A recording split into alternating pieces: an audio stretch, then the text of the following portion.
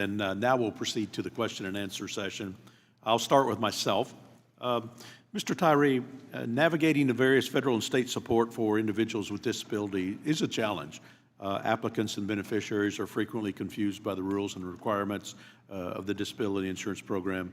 You had help from family who were familiar with the available services to individuals with disability, but still found it difficult to connect with the necessary support services.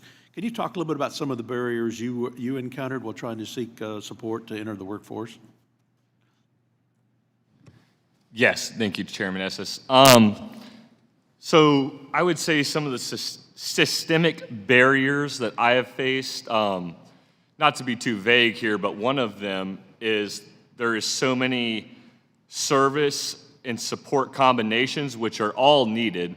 That combination of services and supports is what I believe contributes to a person being successful in competitive integrated employment while having a disability. But because of the nature of how many services and supports there needs to be, like I said in my testimony, based on my lived experience, more benefits planning and more knowledge surrounding benefits planning. Because at the time, I knew a woman that was basically one of the only benefits planners in the state of Kansas.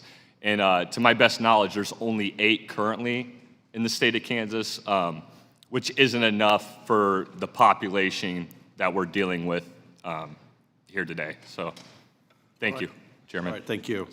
Social Security Administration, SSA, already has programs that are intended to support a return to work to the workplace, but making sure beneficiaries know about these programs and connecting them with the right support services to help navigate the often complex rules that go along with returning to work is sometimes a difficult challenge. Ms. Wallace, can you talk a little bit about the services and programs available that are underutilized because of lack of awareness, and what could SSA do to help improve the awareness and reduce the complexity of these programs? Sure. So first of all, in my hat, I would say that the Ticket to Work program is underutilized. We've already heard, statistics mentioned from surveys. The WIPA program is underutilized as well. And then the work incentives, quite frankly, are underutilized, including the Medicaid buy-in programs. Not every state has a Medicaid buy-in program, which ideally every state did, because that does limit individuals who need and rely on the supports and services to work and to live to have access to that Medicaid services. But under Ticket to Work, I think that the lack of awareness is there. Partly the Social Security offices don't know. And there's so much misinformation that is given out at the local offices. So ideally, the local offices would have, some more training. There are AWICs, and I know that's a cost, right? We're not looking at that, okay. But there are individuals within the local offices that do have expertise, and ideally there's some access to them for beneficiaries, because that misinformation that is given then causes people to be like, well, okay, Social Security told me this, I can't work, right? The WIPA programs, they've been flat funded. And so there is no outreach, there's nothing. There's barely, we have $300,000 per a WIPA project to serve many more beneficiaries now than even 10 years ago. So looking at that, if funding was increased, that would allow more awareness. We used to be able to provide outreach. We limit that now because we need to do the direct service because of the funding. And then work incentives, so subsidies, for example. Someone having a support from a job coach, special condition, or an employer has made an accommodation for that person is a work incentive that is so underutilized. And as a benefits counselor, we have to go back and help develop that to get rid of overpayments. So there are these different things that would help awareness and reduce the complexity of the program. Thank you. Well, thank you. Dr. Hoffman, Social Security Administration authority to initiate new projects expired at the end of 2021.